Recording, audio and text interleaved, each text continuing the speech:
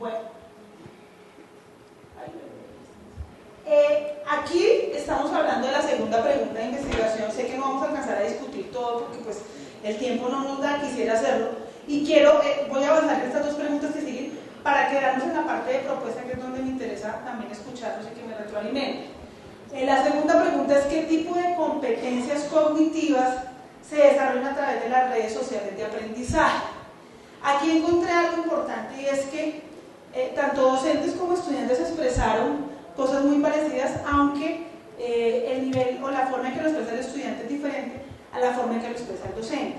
Pero muchos percibieron los mismos tipos de competencias, ¿sí? Y mencionaron puntualmente memoria, atención o análisis, ¿sí? Muchísimo. O aprendizaje colaborativo, lo mencionaron de manera concreta. Entonces, digamos que este punto es el que muestra la realidad estudiada, que tiene más claridad, ¿sí? Y como que nombraron los procesos de manera muy directa y bastante clara. Lo segundo es que las competencias cognitivas mencionadas se relacionan con lo que les conté en el tipo de competencias. Les conté que hay unas competencias que tienen que ver con procesos cognitivos básicos, que estaban en el nivel bajo, ¿sí? Y con los superiores, que tienen que ver en el nivel medio y el nivel alto. Todas las competencias mencionadas por las personas que participaron en el estudio se relacionaron con esos dos. Entonces, digamos que este fue como el punto que surgió más claro de la realidad estudiada. Y la última pregunta,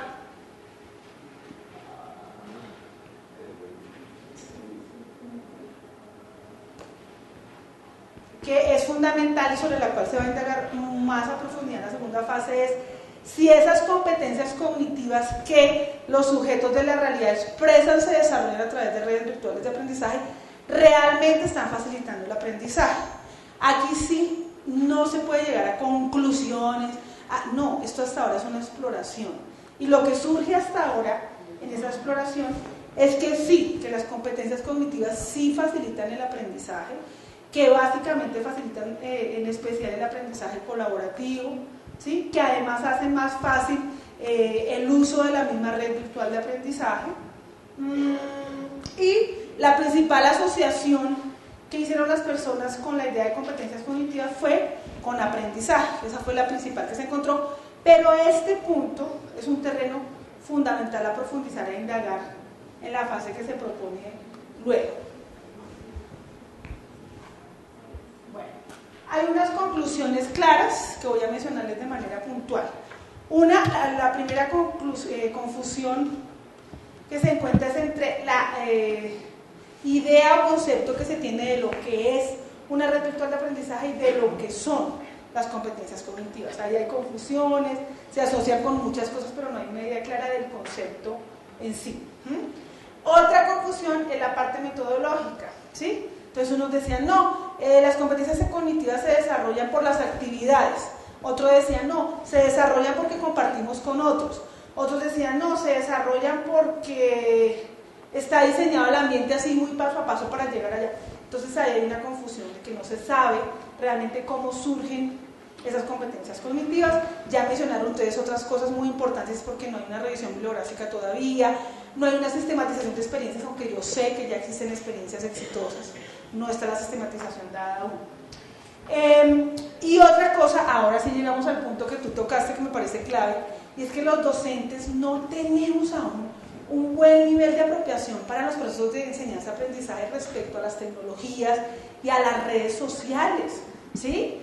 Seguimos muchos, y los escucho, pensando que Facebook es una perdera de tiempo, que es que en Facebook el estudiante nace sin decir que hubo y chao, pero nunca hemos entrado a Facebook, por ejemplo, y estamos haciendo ese juicio o prejuicio sin conocer y sin entender que allí se potencian una cantidad de aspectos. Por ejemplo, etnografía social se trabaja muchísimo a través de redes sociales como Facebook, ¿sí? Se moviliza muchísima investigación de allí. Además que el hecho de que tú le hables al estudiante en su lenguaje, que es su red social, su tecnología actual, le facilita mucho el proceso. Además hay que entender que los procesos de aprendizaje no se dan en el aula únicamente, se dan en la vida, en los entornos, en compartir con otros, fuera del aula. Y el docente debería tener esa mirada un poco más global. Ahora, eso no se puede analizar tan a priori ni tan el docente, ¿cierto? También la institución tiene que ver en ello. Hay instituciones, bueno, en las empresas es distinto, pero voy a hablar de las instituciones educativas, que prohíben Facebook, ¿sí? Que prohíben,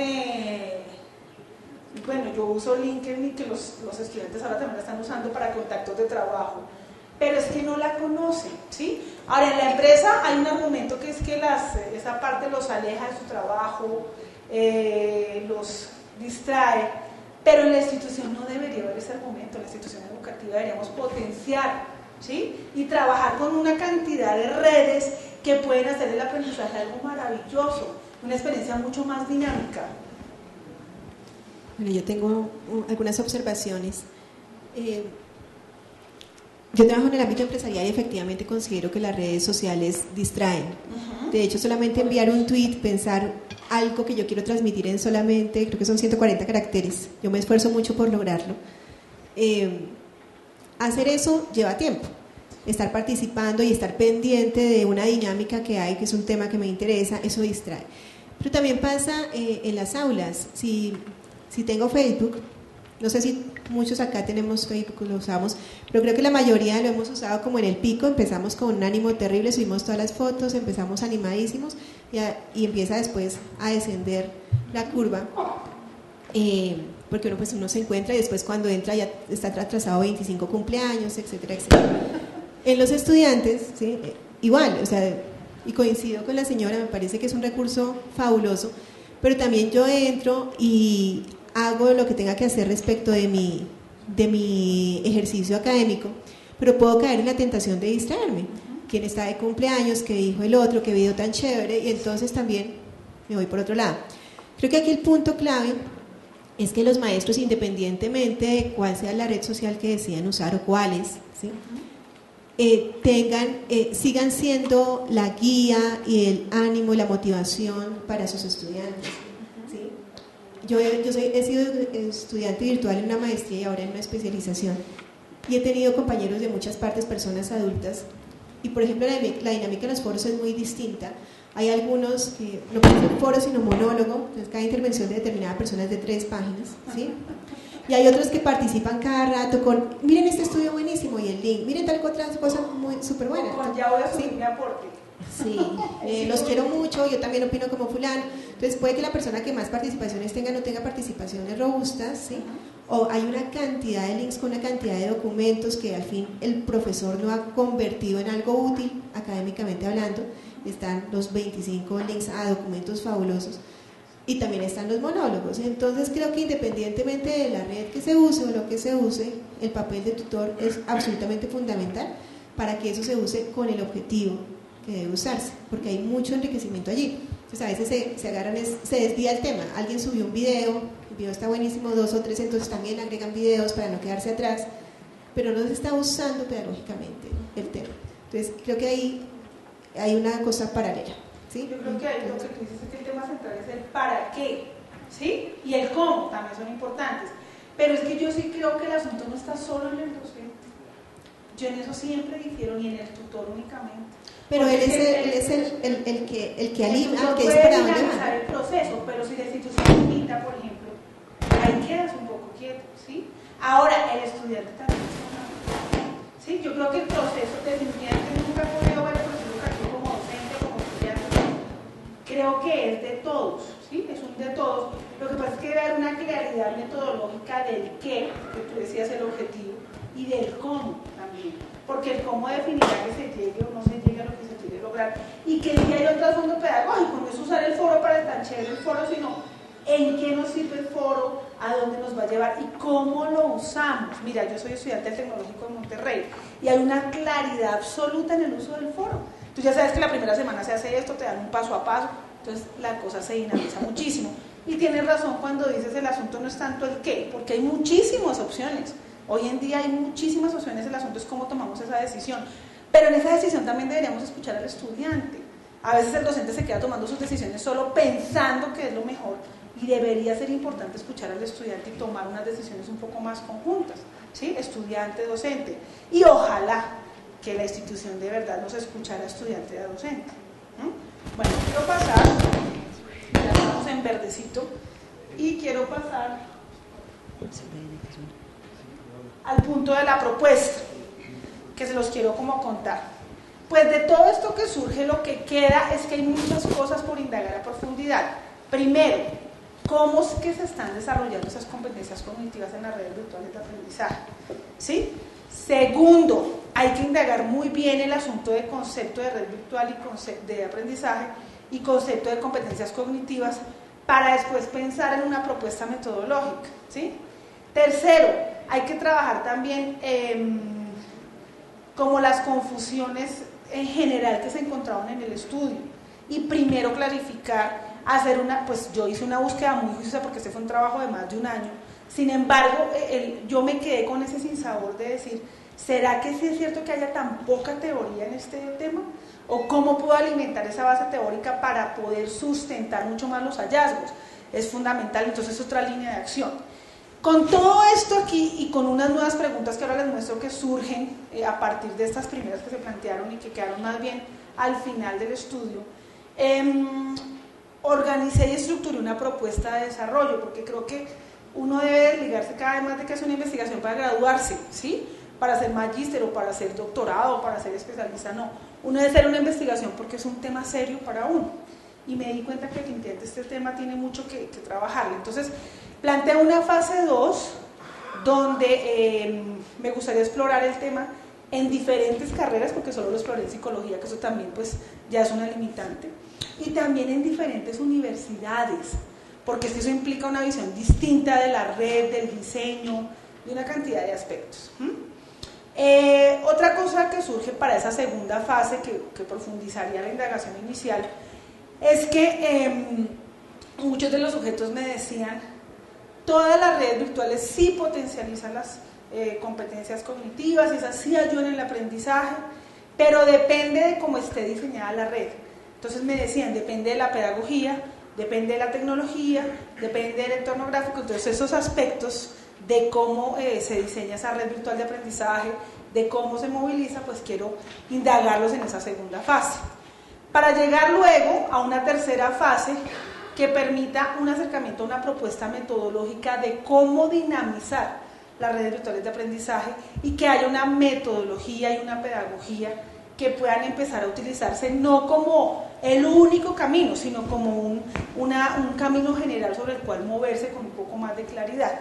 ¿Sí? Estas dos fases surgen allí. De hecho, por favor, quienes sigan interesados en el tema, me gustaría ahora dejarles el correo para que me escriban todo lo que se les ocurra, porque yo creo que uno solo no hace nada, un pasito. Lo interesante está aquí, cuando uno comparte las cosas que se están haciendo y que se están trabajando. Y quiero terminar con una reflexión que creo que haría a la vez de espacio de preguntas, aunque ya las hemos trabajado, y ya lo han mencionado varios de ustedes. ¿Quién me lee esta frase, por favor? ¿Quién tiene por ahí el micrófono cerca que me ayude a leer esta frase? Podemos dar al aprendiz nuevos enlaces al mundo en lugar de continuar canalizando todos los programas educativos a través del profesor. Esa frase creo que, o quiero que nos genere muchas reflexiones, citando a Iván Ivilich en Santa María 2009, y es que dejemos de pensar los procesos de aprendizaje y enseñanza como creemos que son. Creemos que el mundo al derecho es este, pero el mundo cambia y cambia y cambia, y uno casi siempre se va quedando, ¿sí? Y como docentes tenemos que dinamizarnos con ese ritmo, porque las necesidades de los estudiantes también cambian. Las formas de enseñar y las formas de aprender se transforman constantemente, y ya no todo está centrado en el docente, es lo que puede ser, tú lo dijiste, un orientador, un acompañante del proceso, pero tiene que dejar que el estudiante dinamice, tiene que incluir nuevas opciones, nuevas tecnologías, no solo herramientas tecnológicas, sino metodologías pedagógicas. Tiene que aprender a escuchar un poco más las necesidades del estudiante. Muchas veces me ha pasado también como capacitadora organizacional, llego a un lugar a dar la charla X supremamente estructurada y con el contenido A, B, C, y llego y escucho a la gente y me dicen, necesitamos otra cosa, ¿sí? Llegué hace poco a un proceso de gestión del cambio, entonces yo tenía toda la estructura, y nos dijeron, me dicen, estamos hasta aquí de charlas de gestión del cambio, ¿sí? Y nada cambia. Y yo, ¿qué tuve que hacer? Escuchar. Se fueron casi 2 horas de la charla escuchando a las personas y se direccionó y organizamos proyecto de vida y empezamos a ver que lo que tocaba trabajar era empoderar a cada uno y no hablarles de cambio, ¿sí? Eso nos pasa en los procesos de enseñanza, aprendizaje. Y quisiera terminar la charla con algunas 2 reflexiones sobre esta frase que ustedes me regalen, por favor.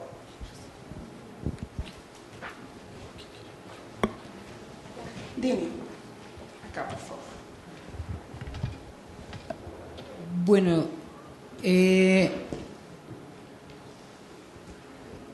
algo que se le pasó de pronto por razones de tiempo esta mañana a la conferencista, pero que viene muy acorde con eso que tú estabas cerrando la idea ahorita, es que la última versión de Moodle trae la posibilidad de que yo configure una plantilla para si yo me voy a conectar desde un navegador normal, pero tiene una versión light si yo me voy a conectar desde un dispositivo móvil, ¿sí? Le comentaba yo aquí a mi compañera esta mañana, yo también estoy en el TEC haciendo maestría y la línea de investigación que escogí es la utilización de las tabletas en estos entornos de aprendizaje.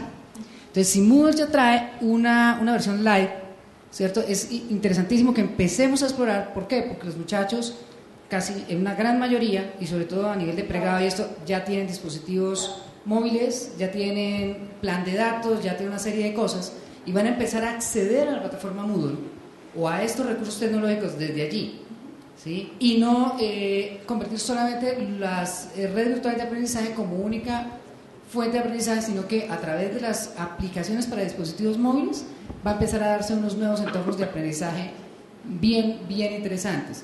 Y definitivamente lo que tú decías también antes en la frase anterior, y era que no acabamos nosotros de aprender cómo utilizar estos nuevos entornos del 2009 y resulta que del 2009 para acá tenemos una completa inundación de tabletas, de una serie de dispositivos, de aplicaciones móviles, y es en el entorno que vamos a empezar a desenvolvernos ahora.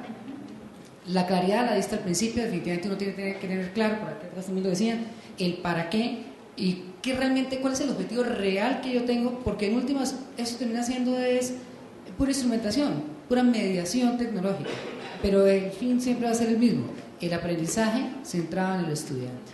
Muchas gracias por tu valioso aporte. ¿Algún otro aporte?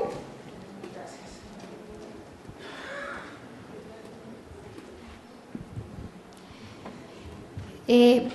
Unisan Hill, la universidad de la que nosotros venimos, el modelo pedagógico de la universidad tiene su soporte teórico pues en el constructivismo y en la modificabilidad cognitiva estructurada del doctor Reuben Forstein.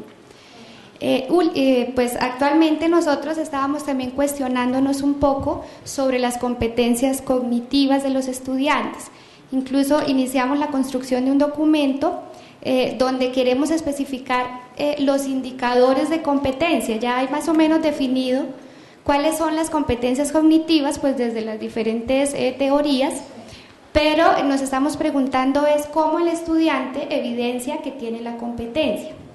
Entonces hemos estado trabajando en esa temática. Me gustaría, cuando estuviera un poco más avanzado, compartirlo con ustedes, recibir los aportes y podríamos pues complementarnos, porque sí sería importante tener claridad sobre cómo el estudiante evidencia que ha logrado esa competencia. Realmente, ¿cómo podemos decir que el estudiante hace pensamiento, por ejemplo, crítico? Ok. Muchísimas gracias y bueno, creo que era parte como del objetivo de la socialización de mi proyecto. Les agradezco muchísimo el tiempo, me voy con muchas cosas y con muchas ideas importantes que me aportaron. Bueno, y eso es todo.